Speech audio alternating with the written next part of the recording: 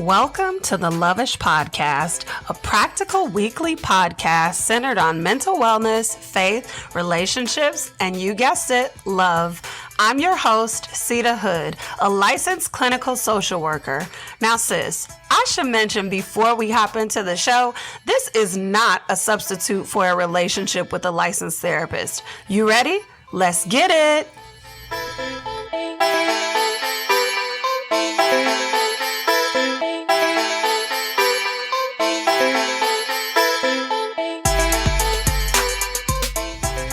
Hey girl, hey, how are you doing? Welcome back for another episode of the Loveish Podcast. Sis, what you drinking on? What you got in your cup? You got some coffee or you got some tea? Cause you might need it for this episode. There could be a trigger warning here. I'm not sure. So I'm just gonna offer that up for you. For this month, we're talking about topics that are centered on the theme of pushing through or getting through some really challenging circumstances. So I know that's not fun, but again, it's things that we have to talk about. I wouldn't be the helpful host, your sister, your squad, if I wasn't telling you the truth, right, girl? So let's talk about how to move beyond the pain. First of all, pain. Ugh. Obviously, most people don't like it. There are select few, I think, that feel like, yes, I enjoy pain or pain doesn't bother me that much, but most of us don't like it. Many times, like we talked about in last week's episode, pain is actually necessary for the results that we want. A couple of times that pain is necessary, childbirth, unless, of course, you were one of those women where you had an amazing pregnancy and your child just came right on into this world 10 minutes into labor. God bless you, sis. I promise I am not a hater. I have surrendered that envy over to the Holy Spirit, so it doesn't even bother me anymore. Another situation where pain is necessary. Exercise. And I wouldn't even really say that, pain, but discomfort is necessary. And a lot of us are like, ouch, this hurts. So we automatically label it as pain. But even spiritual discipline, like being set apart is not fun. Being set apart is not cute. Like it looks cute. Okay, yeah, I'm special on social media, but the reality of being set apart, you can get lonely in that position. You feel like, you don't really have friends. Like it's not, something that's cute. It is truly a sacrifice for the Lord. But a lot of us get stuck and we give up in the middle of the pain. And I get it. Trust me, I get it. I've given up before. Okay, can we just put that out there? I have given up before. And I've had to restart numerous times. Like, it's not perfect. Like, if it were, I don't even know what life would look like. But it feels impossible to press through, and the struggle feels pretty pointless at the moment if we're being honest here. But what happens if we choose to believe that beauty sits on the other side of our pain? How would that change our lives?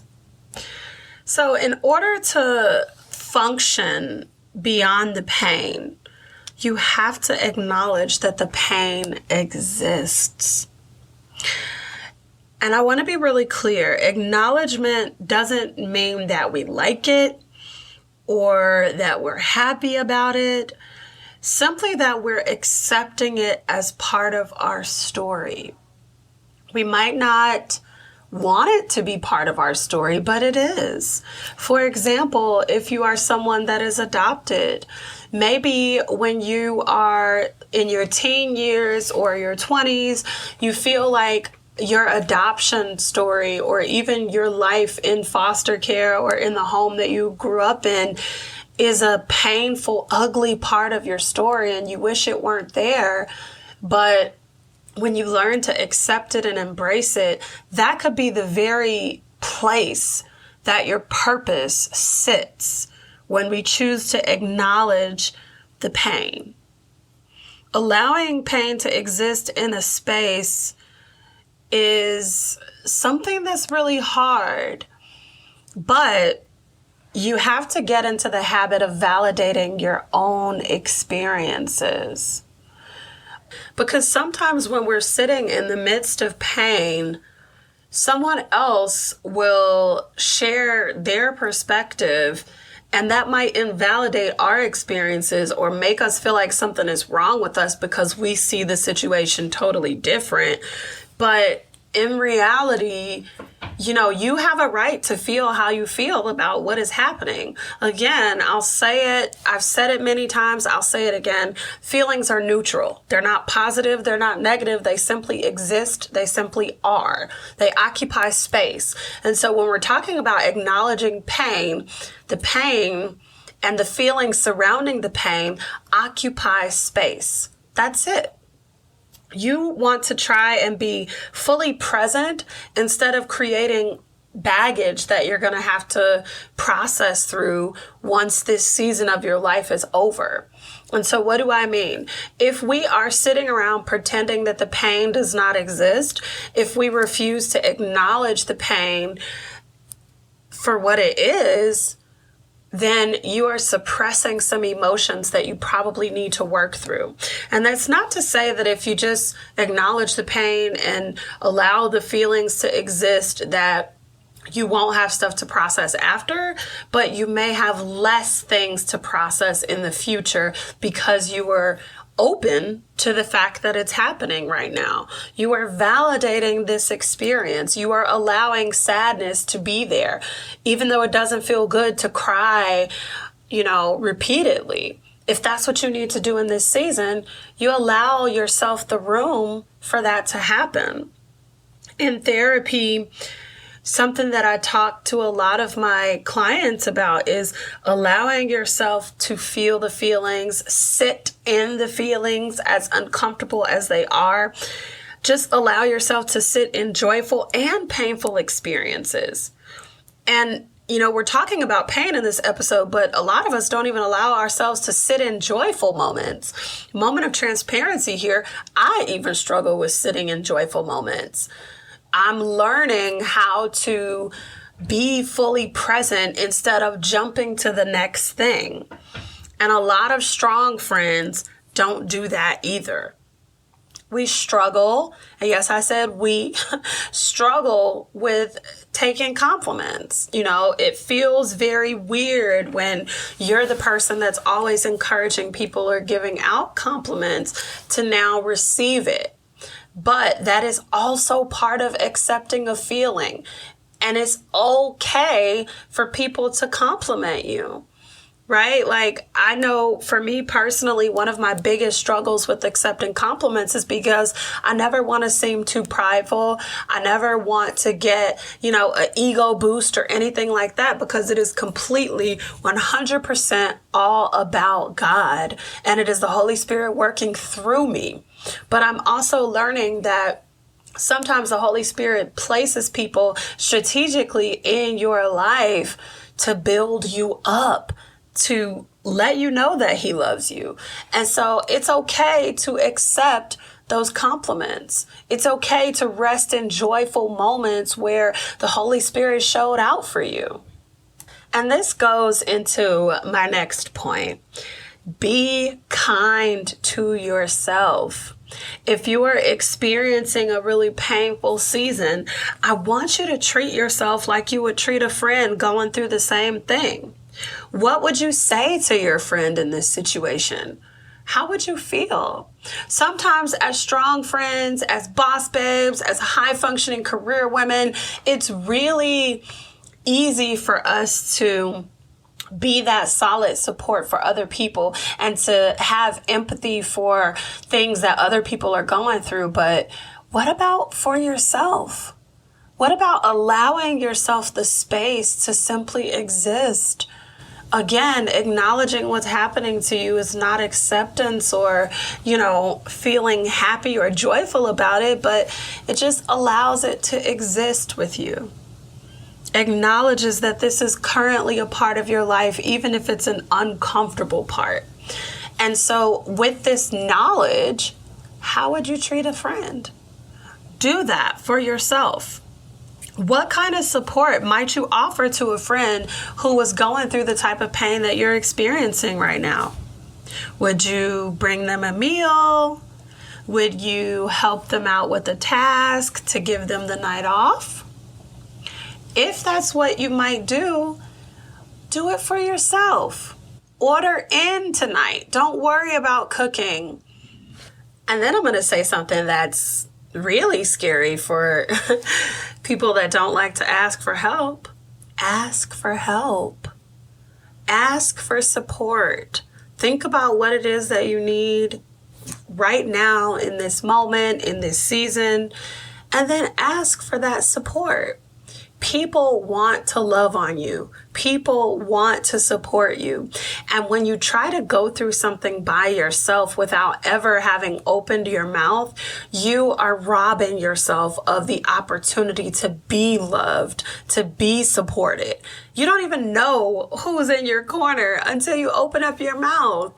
They might come through and totally blow your mind because the Holy Spirit told them to go all out and pull out all the stops for you, baby girl. But you got to open up that mouth. And so what that support might look like is, hey girl, would you mind dropping this off? Or, hey girl, you want to come over for a movie? I'm kind of having a rough night. It's okay. Whatever type of support you feel like you need, do that.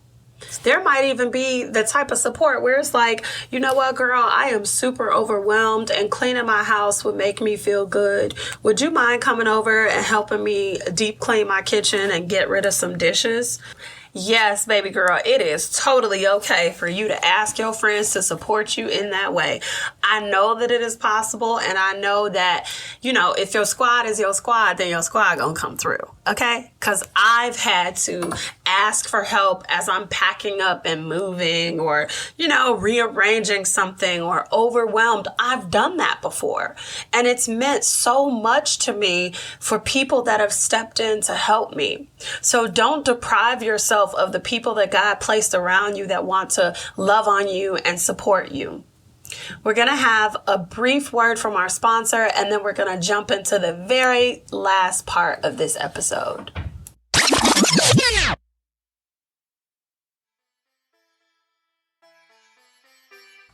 This episode is brought to you by the Confident Bae App. I created this app to provide a safe space for women of color struggling with prioritizing themselves. Inside of the Confident Bae App, you're gonna gain access to exclusive content such as workshops, replays, Conbay TV, a private digital cafe to connect with other women, journal prompts, affirmations, daily reminders, and so much more. The best part about using the app, it's free. That's right, girl. You get 24/7 access to a squad of like-minded women for free. No more subliminal Facebook rants, boo. Here you can take the mask off and be yourself. Sis, what are you waiting for?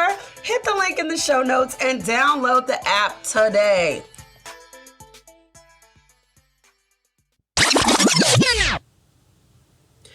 I wouldn't be me if I didn't plug another resource on the app.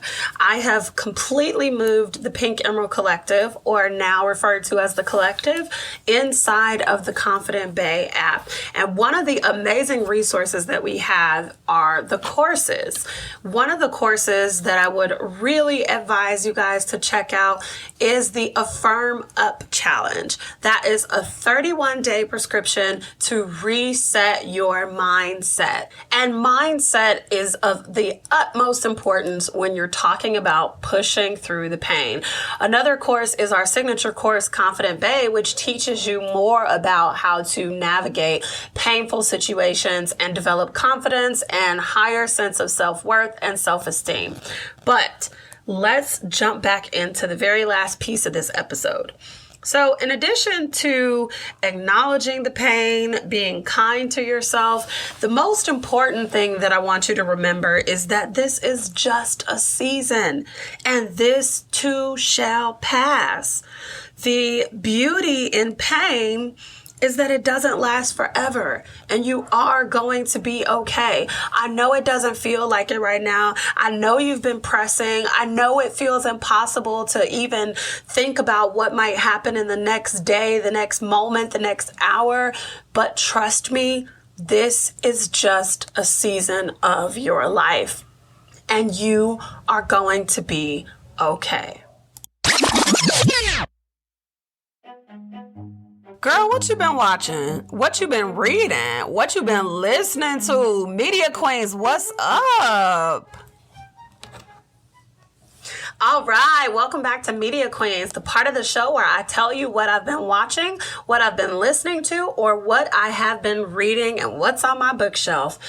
Y'all, this month, I gotta be real with you. Insecure, sis. Insecure. If you haven't finished it, just don't go on social media because there's all types of spoilers there. In particular, I knew that season 5 was the very last season, so I took my time on watching it because I didn't want it to end, if I'm honest. But this type of pain, like, I was talking to a friend the other day, and, like, I feel like this type of pain, friendships maybe hurts more than romantic relationships. But also, I felt like the show really, without giving away spoilers, it really highlighted relationships and the beauty of reconciliation and being okay or secure with who you are. And so we know the whole season before this one, I think all of our hearts were kind of hurt, right? With the way that it ended. But then if you're anything like me, when you come back to this new season, you're like, oh, okay. And then you go through a wave of emotions as the season progresses. But I think it's a beautiful example of how to push past the pain while acknowledging that the pain exists. So that's what I'm loving this month, Insecure. And I hope I did a really good job of not giving away too many spoilers. It was kind of challenging to talk about it without giving stuff away, but I still wanted to bring it up because if you haven't gotten through those last few episodes, go ahead and just do it, sis. You will be grateful that you did it.